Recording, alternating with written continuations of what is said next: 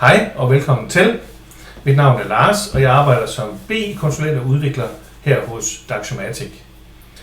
Jeg har fået den ære at skulle åbne julekalender låge nummer 24, og i dag fortæller jeg noget om, hvordan man kan eksportere data ud af de visuals, man har i sin Power BI-rapport. Det vi ser på skærmen nu er en rapport med mange visuals, og på alle visuals er der her i det ene i højre hjørne, øverste højre hjørne, en mulighed for at se flere muligheder. Klikker man på den, får man en mulighed for at eksportere sine data. Et lille hint her er, at man også har mulighed for at se de data, man ser her i sin visual, den her graf, som data. Så klikker man her, så får man faktisk et godt billede af, hvad det er for nogle data, man vil få ud, når man eksporterer.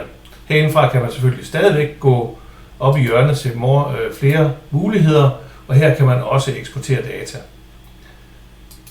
Eksporterer man data, så er der to datasæt, man kan få ud. Man kan få det summerede datasæt, som man kan se lige i øjeblikket, og i nogle tilfælde, og det vil jeg komme tilbage til, kan man også få de underliggende data ud. Det format, man kan få det ud i, er i øjeblikket to formater, som Excel, her med en begrænsning på 150.000 rækker, og en komma-separeret fil, her med en begrænsning på 30.000 rækker. Det burde for de fleste visuals være meget fint.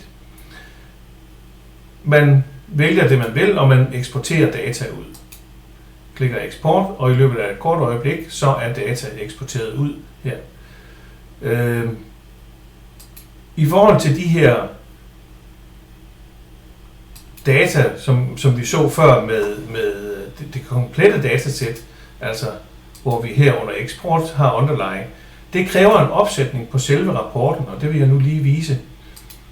På selve rapporten herinde har vi også en mulighed for flere muligheder her, og under den er der i opsætning en mulighed for at bestemme, i hvilken grad brugeren af rapporten kan eksportere kun det summerede datasæt eller hele datasættet.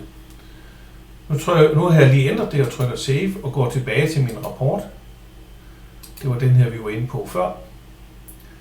Og man vil nu se, at hvis jeg eksporterer ud af data, så kan jeg nu vælge underlying. Læg mærke til hernede i bunden, der står, at underlying i øjeblikket kun understøtter Excel-formatet. De datasæt, man har fået ud, vil se sådan ud. Her har vi det datasæt, som er det summerede datasæt.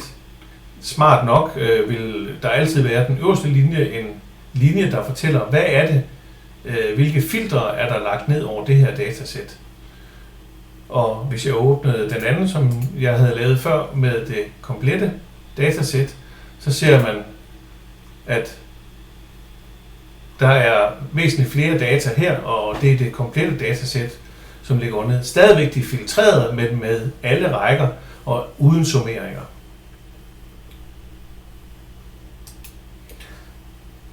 Jeg håber, det her var brugbar information i forhold til at få data ud af de her visuals i Power BI. Og jeg ønsker jer alle sammen og jeres familie en rigtig glædelig jul. Tak for nu.